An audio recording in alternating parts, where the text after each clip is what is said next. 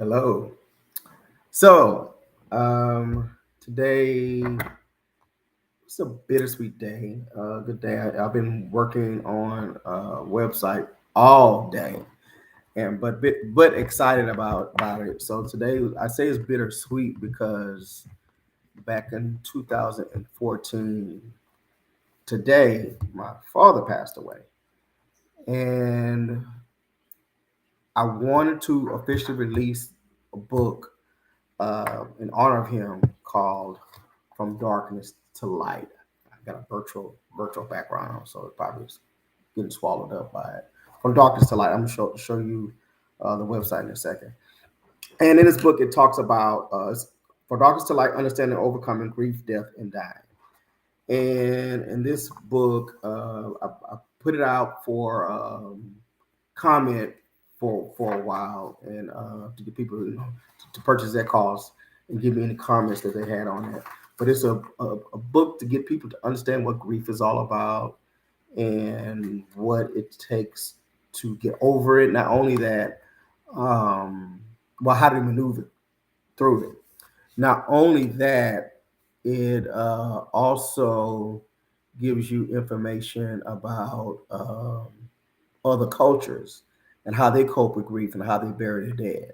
Um, and when I say cultures, particularly part of the culture I'm looking at is religion, whether it be monotheistic or polytheistic, or indigenous, or so-called third world uh, uh, culture.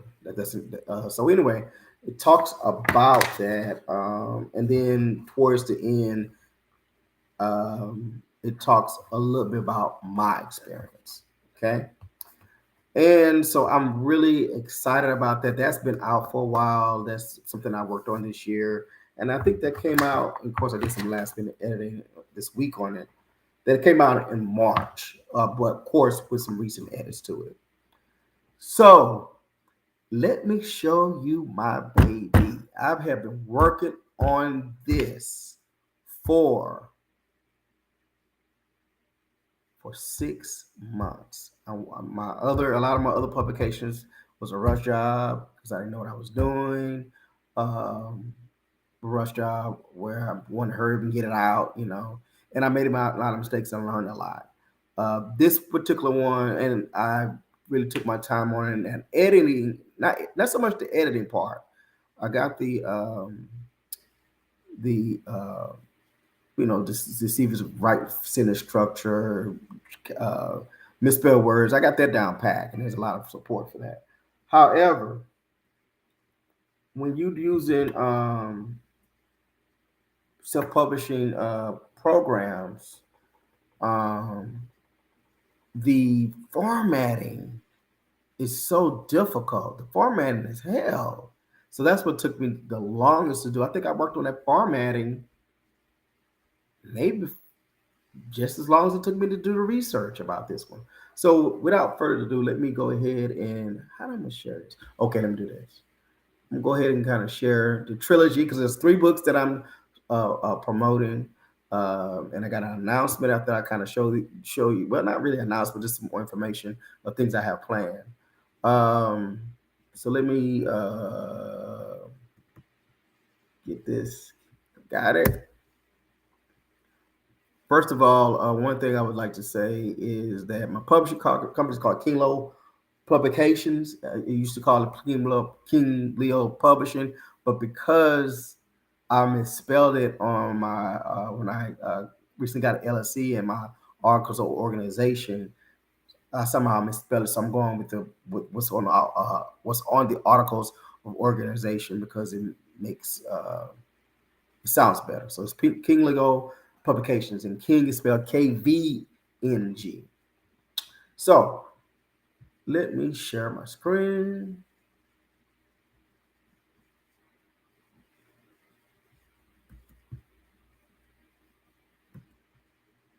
Okay, for a second, you're gonna see my entire screen. I'm going right here. All right. All right. So this is what's on my Facebook and my Instagram. Uh, that you see, and this is the just the advertising website. It takes you to the main website. So this is the baby right here. This is my baby right here. Democracy in crisis. Democracy in crisis. So let's get this. Let's see, Democracy in Crisis. The other one of the trilogy is From Darkness to Light, and the other one is Any Fabulous. I think I've talked or present Any Fabulous to you once before, but I'll talk about that in more detail. So this is um, the same site I used to promote my first book of poetry.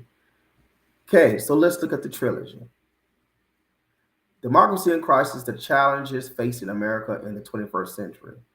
I did a lot of research on this one. So when you look at the book, you'll see that there is a whole lot of um, a whole lot of references. So this book reflects the overarching theme, which focuses on the challenges facing democracy in the United States and around the world. The title also suggests the urgency and importance of these issues, highlighting the need for immediate action to address. So once you get there and you want to purchase it, you click on soft copy. If that's what you want, and it takes you to the main website.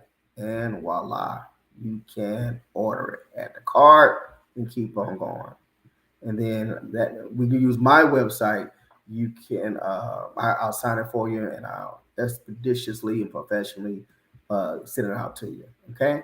Also, you have the option for Amazon. Of course, I won't be able to sign that because I ain't gonna see you. Go there. We need to do that. Amazon.com.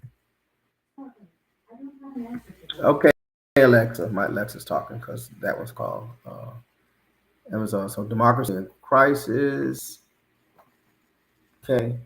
If you want to get the Kindle version, she's there. The cover is a little bit different on the Kindle version, but it don't really matter because it's Kindle. And just let you know, this is why I brought it up. I want to just show you a little sample of it. This is my baby. Okay, just read a little sample of it. Challenges facing America in the 21st century.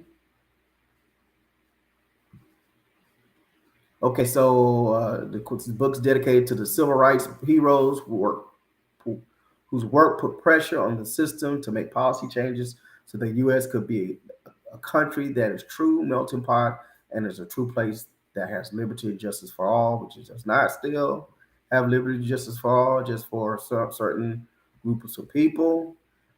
These are the chapters that talk about the movement, which was the Make America Great Again movement.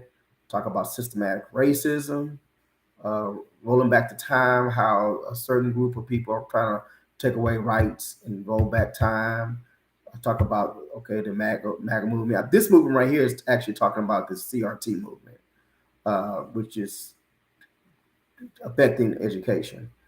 I talk about the insurrection and how all of these things affect our democracy.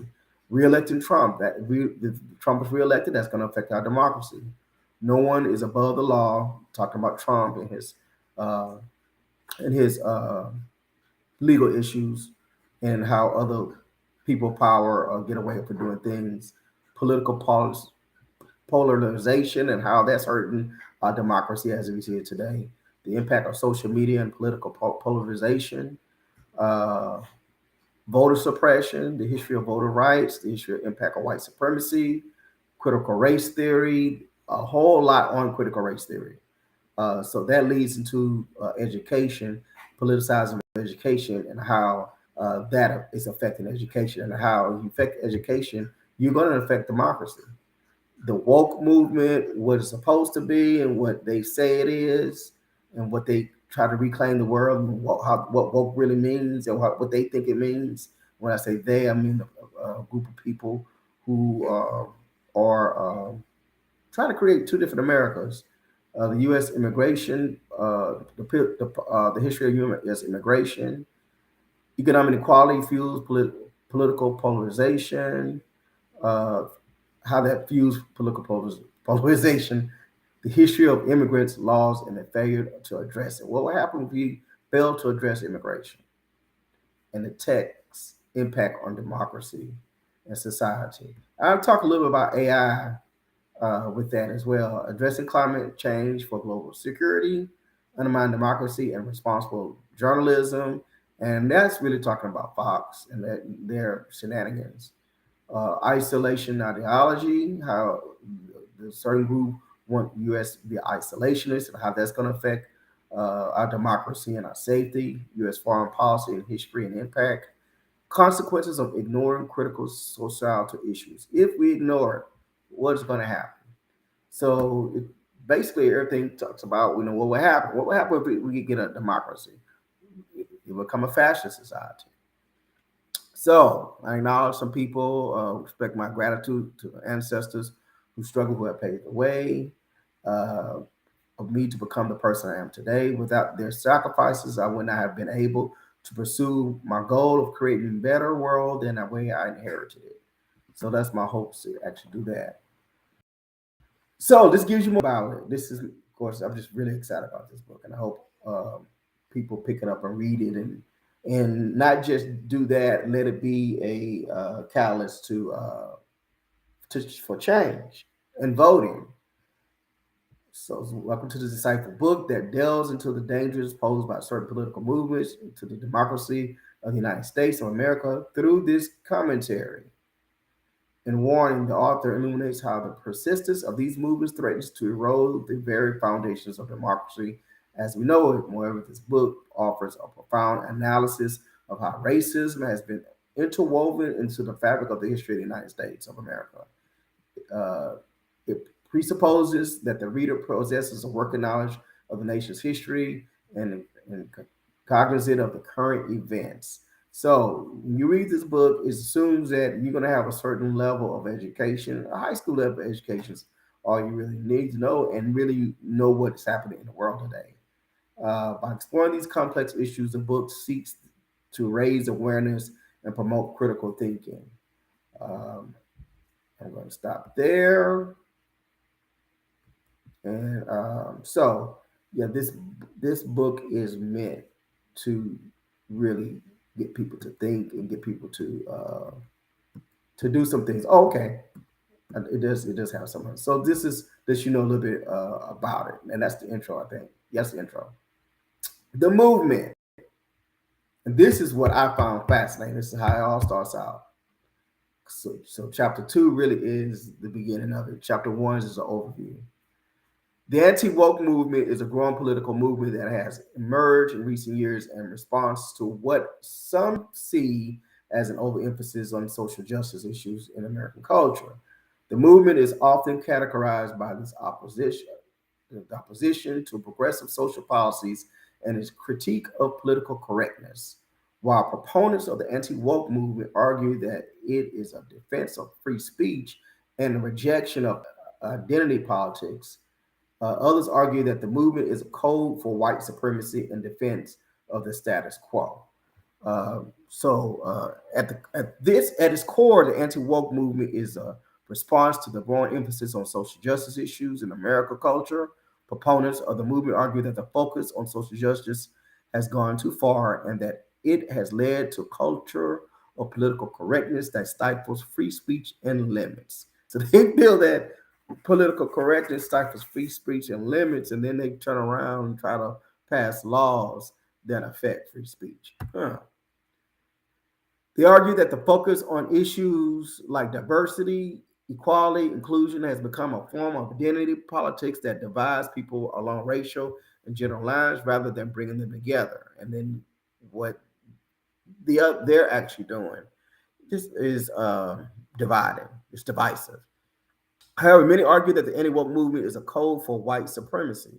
They point out that the movement is often led by white men who are opposed to efforts to promote diversity and equality and who feel threatened by the changing demographics of the country. They argue that the movement is a defense of the status quo, which has traditionally favored white male and wealthy individuals. They argue that the movement is not about defending free speech, but rather about maintaining power and privilege for those who already have it. Furthermore, the language used by proponents of the anti-woke movement often reveals their underlying motivations. They use terms like cultural cultural Marxism, and social justice warriors to attack those who advocate for social justice, which reveals an underlying fear of progressive social policies. They also use terms like cancel culture and woke culture to attack those who seek to hold people accountable for their actions, and which reveals an underlying desire to maintain the status quo and protect those in power. And that man in Florida, the governor of Florida, he is one of the main ones that try to use just made up, well, not really made up word, but under the new definition for they put the word and use the scare tactics, and I'll just leave it like that. As previously stated, the anti-woke movement is a growing political movement that is often a call for white supremacy, while proponents of the movement argue that it is defense for free speech and rejection of identity politics. Others argue that it is a defense of the status quo and rejection of efforts to promote diversity and equality. Most importantly, it is important to recognize the underlying motivations of the anti-woke movement and to confront the underlying issue of racism, sexism, and inequality that seeks to protect. All right, so it's interesting how they claim that their efforts is to protect it, but but they're doing sexist things. They're taking away women's rights. They're promoting inequality, um, and even the courts. The courts is this the Supreme Court we have. They're the main one of the main players in it. Okay, so I was hoping this was part of. This is what I want to show you. This is one thing I found fascinating in my research. What are the origins of the term woke? So, what does woke really mean? Erica Badu. I did not know that Erica Badu was the one who coined that phrase. I was so shocked. Erica Badu, the Grammy Award winning singer, songwriter, and actress, recently made headlines with her remarks on the term woke. Badu suggested that the conservatives use the term as a code word for black while masking the true intentions. Her comments sparked a debate on social media and rekindled discussions on the true meaning of the term. To understand Badu's stance, it is important to delve into her original meaning behind the term woke. In 2008, Badu released her critically acclaimed album, New America Part 1 for Fourth World War, which tackled the themes of social and political activism.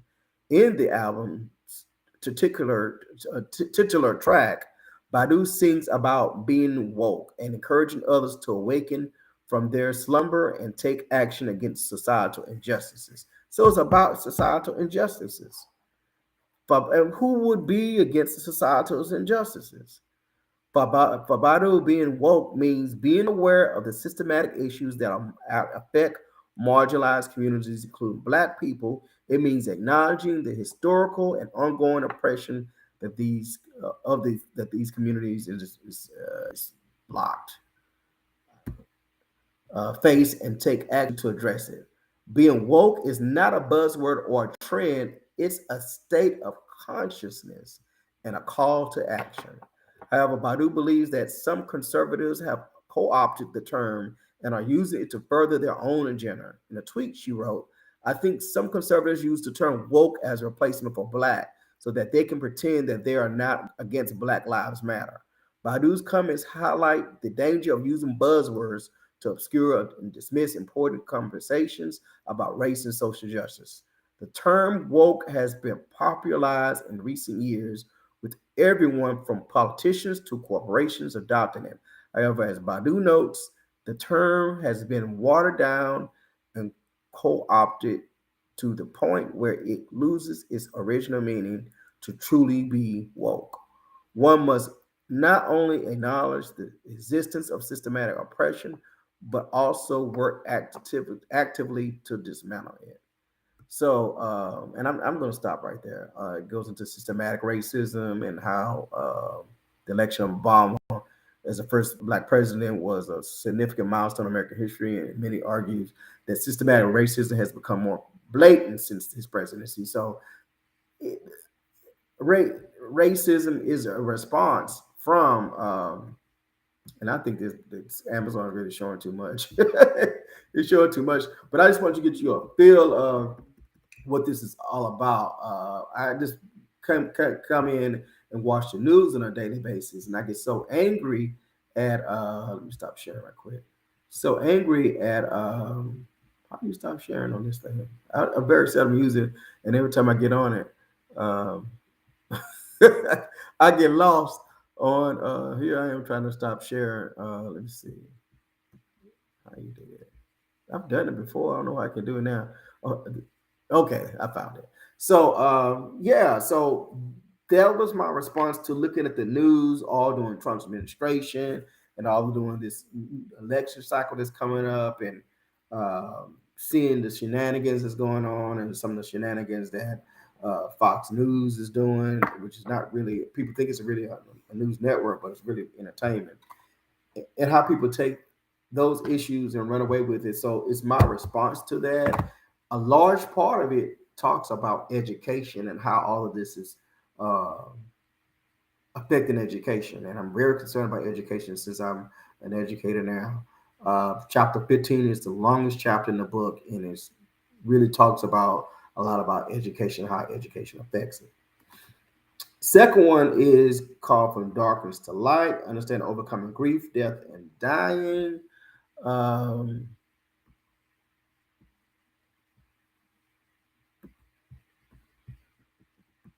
and like I said, today is the anniversary that my dad, I really had this day of the release with that in mind. I didn't know I was going to release both, even though I pre-released it. So it was already released, but I had pretty much had that in mind uh, when I released that particular book.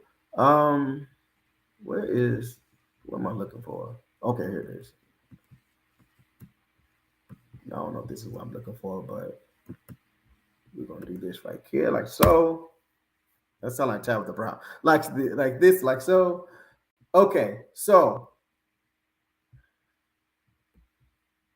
this is the second one, Understanding and Overcoming Grief. The book helps understanding how necessary stages of grief can lead to a happier life. So actually, when someone dies, and grief is not just when someone dies. You can lose a wife through a divorce, or boyfriend or girlfriend, or a husband through a divorce, and or a job, as a matter of fact, and still go through the same stages of grief. So grief is the understanding of how the necessary stages, and you go through these necessary stages, and how once you get through it, you lead a happy life. It does not. It does that by explaining what grief is, the types of grief, and how one may respond to grief culturally. It explains how necessary the stages of grief is to live a happy life once you go through the stages. So one thing it starts off talking about is what is grief, and what are the different types of grief, and what what are the different stages of grief, and and what well, one thing I want to show, because I don't know if I did I think I did pretty good in this book, but uh, I wish I would have spent more time on the stages of grief. Or I think I did map it out. Oh no, I did. I did a good job on that. The only thing I left out, and I probably edited and do it over at some point, is talking about bargaining, and how bargaining is a stage of grief. And bargaining really comes into effect when you lose someone that's living, you lose a loved one, and you find yourself bargaining. And I uh, help clients deal with that all the time, especially when it comes to the bargaining piece. Um, so it tells you, how long you should grieve. Everybody grief is different. When is grief a problem? Because you never really totally get over losing someone. It just becomes a new normal. But it's a journey, and on the other side of that journey, there's happiness. There's happiness, and I explain how this journey uh, is like going through a forest and being lost, not so much lost, well, yeah, kind of lost trying to find your way in a dark forest, and when you almost over it, you see this light. You see the light, and from that light gives you clarity. It gives you happiness. I'm gonna read the last chapter. On the next to the last chapter, the personal part is the very last chapter, and you're gonna have to buy to really read that for yourself. That particular chapter. But he says grief is a challenging journey that can leave us feeling like we are hanging by a thread. However, if we continue to put one foot in front of the other, we can eventually find our way out of the darkness and into light. All along the way, we may discover a newfound appreciation for life and the beauty of the natural world, which can help us to find peace and comfort as we move forward on the journey. Through the journey, through grief can be difficult, it is possible to come on the other side with a new sense of purpose and a greater capacity for love and compassion. And I would say that I have found a life after years of some of the years I didn't really realize I was grieving, and but going through that experience, I would say that it it was a journey. And even though my move from Texas to where I live in now um was because of a job pretty much landing in my lap for the most part. And which I'm not saying I wasn't qualified for. I was qualified for it. But I guess we put it that way. A job landing in your lap you didn't deserve, but of course I did. Um, I just realized that I was ready to move from Houston, and the reason I was so ready to move from Houston, and I just realized this a few days ago, because it was too painful to stay. It was too painful to stay because of the loss of my father, and I didn't realize that until a few days ago, and how why am I so much happier here than I am there? And I guess it's not I don't have the reminder.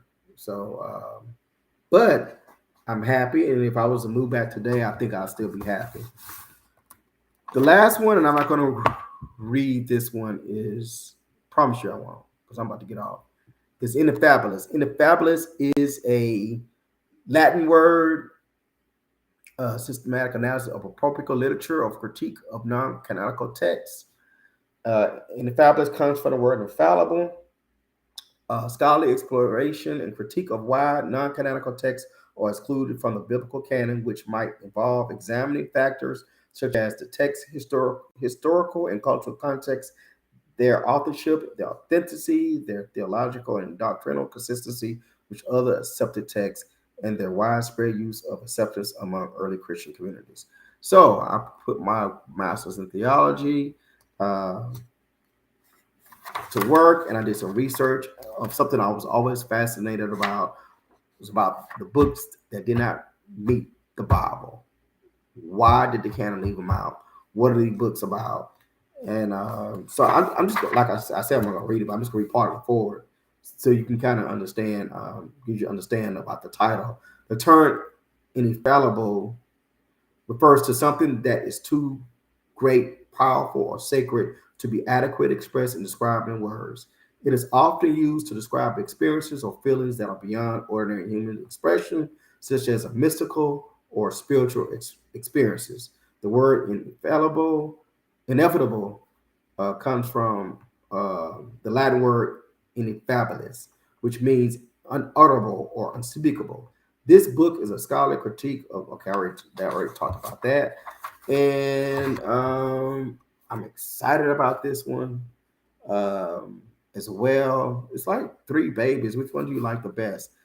I say for today, was proud of this one. This was very fascinating research. And I didn't really promote this much when I came out with it, so that's why I'm promoting now the trilogy. Um, very proud of this one. Very excited about this one. I think this may help some people. And in fact, I have a couple clients I'm going to mail it to. This is my baby. It's my last one. I just finished it yesterday.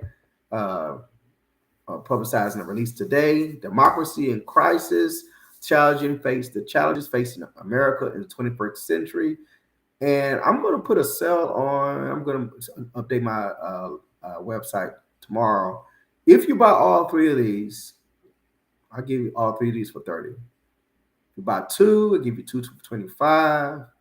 And if you buy one, $12.99. No.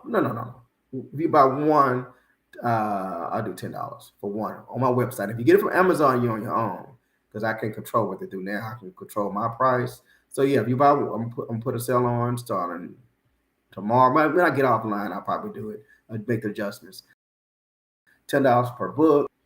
No, because that's not going. That's the same as the 10 for 30. So to be fair about it,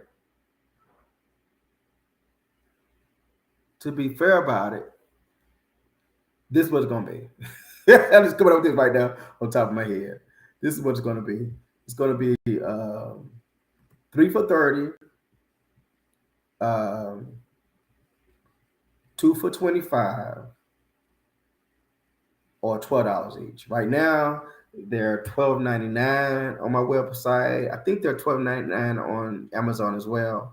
Uh, and then hard copies is a different store. That's $16.99. So 12 times 3 is 36. So you actually save to get all three of the trilogy. So what I decided to do is I'm going to actually go out and promote this book. I plan on having a book signing. I want to have a book signing somewhere around my birthday next month. My birthday is in the next month. I want to look into the book signing and see what all it's going to take to there. Of course, it'll be in Washington, D.C. So if anybody in the Washington, D.C. area, you're invited to go to the book signing. And I'm going to pretty much discuss it. If I'm fascinated by these topics. Everybody can relate to grief. Some people don't like politics, but a lot of it has to do with not just politics, but education and how the way this country's going. Our democracy really is at risk. And the other one is just something I'm fascinated about in the family. So yeah, there you have it. Like I said, I'm gonna update my website. 3 for 30, 2 for 25. Notice I'm trying to encourage you to get 3. And 2 for 25 is $12.50. That's still a deal. And 1 for to be fair, yeah. I'm trying to lower it from $12.99 like it is. No, I just keep it. Like that. This is what it's going to be. 3 for 30, 2 for 25, and just get 1 and be the regular price of $12.99, which is really a deal as it is, as high as the printing has become. So yeah, so that's it. That's all I have. I hope you choose to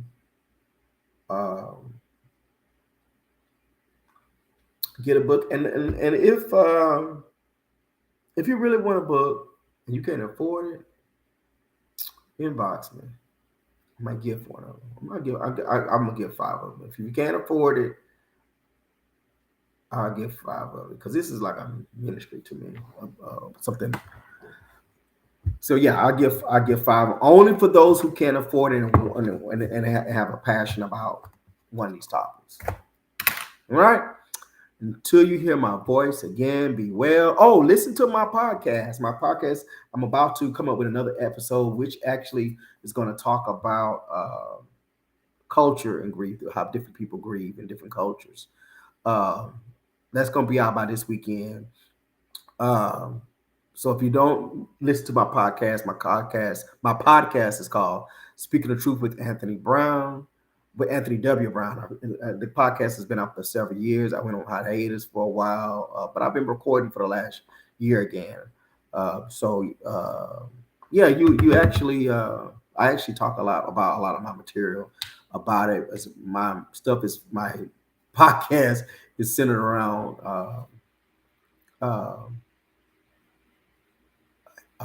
mental health, and I have some interviews lined up that I'm really looking forward to. So King Leo Publications, a subsidiary of the Brown Group of Maryland, LLC. Actually, even though I live in the DC area, I actually live in the state of Maryland. So that's the name that IRS chose for me, because the other name that I wanted didn't do. So I just added the state of Maryland onto it. And then